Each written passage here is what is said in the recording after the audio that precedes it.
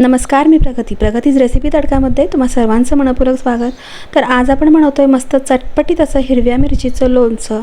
हे लोणचं खायला तर फार टेस्टी लागतंच, पण याला बुरशी वगैरे लागू नये अगदी व्यवस्थित हे मिरचीचं लोणचं वर्षभर तरी साधारण आपण स्टोर करून ठेवू शकू अशा सर्व काही ज्या लोणचं टिकवण्यासाठी किंवा त्याला बुरशी लागू नये अगदी परफेक्ट प्रमाणात ही रेसिपी मी शेअर केलेली आहे। सर्व टिप्स आणि ट्रिक या व्हिडिओमध्ये मी यूज केलेले आहेत।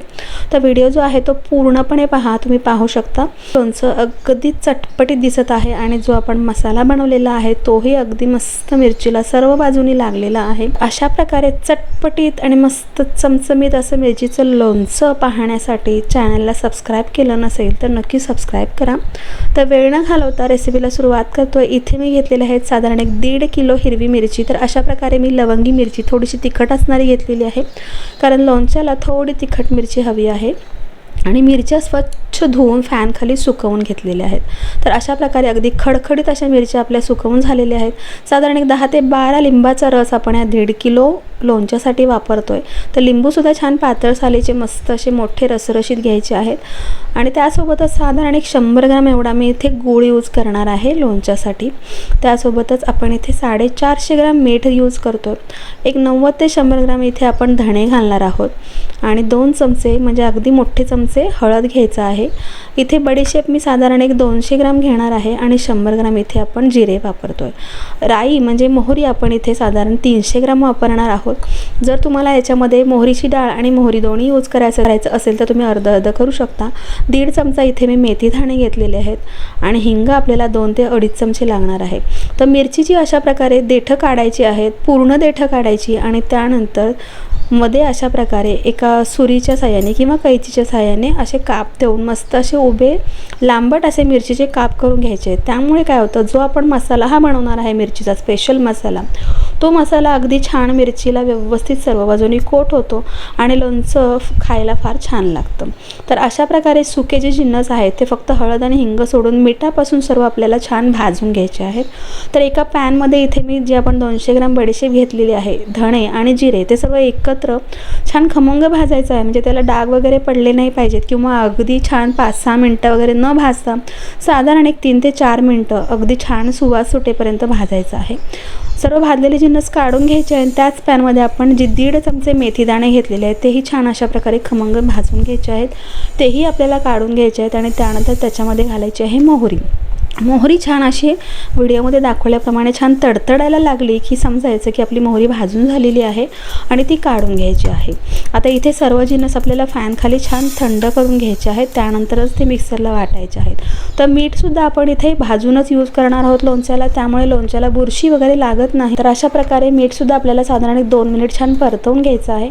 त्याच पॅनमध्ये इथे आपण लोणच्यासाठी लागणारं तेल गरम करून घेतो। तर साधारण मी 1.5 किलो मिरचीला अर्धा किलो एवढं तेल घेतलेलं आहे। तर या मिरचीच्या लोणच्याला मी इथे शेंगतेलाचा वापर करणार आहे। गेल्या वर्षी मिरचीच्या लोणच्याची मी रेसिपी अपलोड केलेली आहे, त्याच्यामध्ये आपण राईच्या तेलामध्ये हेच लोणचं बनवलं होतं। तेल अगदी छान कडकडीत गरम झालं की नाही चेक करण्यासाठी 1-2 चिमट मी इथे हिंग घालून पाहिलं। हिंग छान मस्त फुललेलं आहे। तर अशाच प्रकारे 1-1.5 चमचा हिंग या तेलामध्ये घालून गॅसची फ्लेम बंद करून हे तेल आपल्याला छान थंड करून घ्यायचं आहे।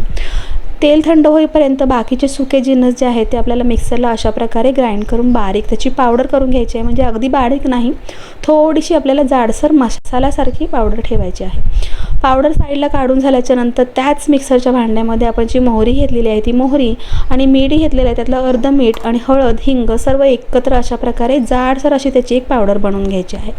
या दोन्ही पावडरी म्हणजे बडीशेप आणि जिरे आणि त्यासोबतच ही मोहरीची पावडर हे सर्व आपल्याला एकत्र करून घ्यायचं आहे।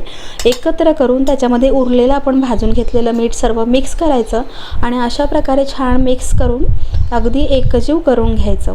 आता हे सर्व मिश्रण जे आहे ते एकजीव केलेलं मोठ्या परातीमध्ये मी घेतलेलं आहे, जेणेकरून आपल्याला मिरचीला मसाला व्यवस्थित लावता येईल। त्यासोबतच इथे मी जो 10 ते 12 लिंबाचा रस आहे तो गाळून असं मस्त काढून घेतला होता, तोही यात घालून घ्यायचा आहे। सुद्धा छान मिक्स करून घ्यायचा आहे। जे आपण गूळ घेतलेला आहे 100 ग्रॅम, तो गूळसुद्धा अशा प्रकारे बारीक कट करून ह्या मिश्रणामध्ये घालून घ्यायचा घ्यायचा. सगळं अगदी छान एकजीव मसाला करून घ्यायचा. तेल थोडंसं अगदी कोमट असताना आपल्याला याच्यामध्ये घालायचं आहे, म्हणजे फार थंड करायचं नाही आणि अगदीच गरम असलेले नाही.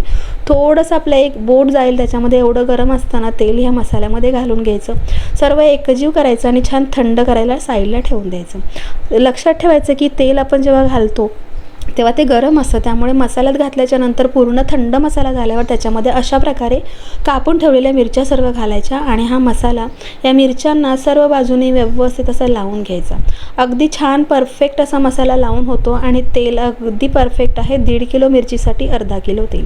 आता पुढची प्रोसिजर म्हणजे मिरचीला बुरशी लागू नये यासाठी एक कोळशाचा खडा मी इथे गॅसवर छान गरम करून घेतला आणि त्याच्यावर साधारण 2 ते 3 चिमट फक्त हिंग घालायचं आहे आणि हिंग घालून त्याची धुरी या सगळ्या पूर्ण बरणीला आतपर्यंत लागली पाहिजे. अशा प्रकारे ती बरणी उपडी ठेवून द्यायची आहे. तर अशा प्रकारे तुम्ही पाहू शकता पूर्ण जो धूर आहे हिंगाचा तो या बरणीमध्ये आतपर्यंत गेलेला आहे, त्यामुळे बरणी आपली अगदी व्यवस्थित सुकी कोरडी झालेली आहे. आणि या प्रोसिजरनंतर आपल्या मिरचीच्या लोणच्याला किंवा कोणत्याही लोणच्याला बुरशी लागणार नाही. खाली थोडंसं भाजलेलं मीठ घालून त्याच्यावर मी सर्व मिरचीचा आपला हा जो मसाला आहे लोणचं आहे ते घालून घेतलेला आहे. बरणीचं झाकण लावायचं आहे आणि ही बरणी आपल्याला रोज सकाळी साधारण 15 मिनटं कोवळ्या उन्हामध्ये 15 दिवसासाठी फक्त ठेवून द्यायची आणि त्यानंतर तुम्ही ती बरणी घरात थंड हवेच्या ठिकाणी ठेवलीत तर अगदी वर्ष 1.5 वर्ष या लोणच्याला काहीही होत नाही. तुम्ही पाहू शकता 15 दिवसाच्या नंतर लोणचं अगदी परफेक्ट असं बनवून तयार होतं. छान सर्व मसाला अगदी मिरच्यांना व्यवस्थित लागलेला आहे. पाहू शकता जितकं चटपटीत दिसत आहे तितकंच हे खायलाही फार टेस्टी लागतं. अगदी झटकेपट होणारी रेसिपी, पण 1-1.5 वर्ष याचा आनंद आपण घेऊ शकतो. तर तुम्हाला ही चटपटीत मिरचीच्या लोणच्याची रेसिपी कशी वाटली ते नक्की कमेंट करून सांगा. आणि तुम्ही माझ्या चॅनल अजूनही सबस्क्राईब केलं नसेल तर सबस्क्राईब करा, लाईक करा, शेअर करा आणि बेल आयकॉन प्रेस करा, जेणेकरून अशा प्रकारच्या नवीन रेसिपी जेव्हा मी अपलोड करत असते तेव्हा त्याचे नोटिफिकेशन तुम्हाला मिळत जातील. तुम्ही मला फेसबुक आणि इंस्टाग्रामलाही फॉलो करू शकता, त्याची लिंक मी डिस्क्रिप्शन बॉक्समध्ये दिलेली आहे. तर पुन्हा भेटूया अशाच एका मस्त रेसिपीसोबत. तोपर्यंत धन्यवाद.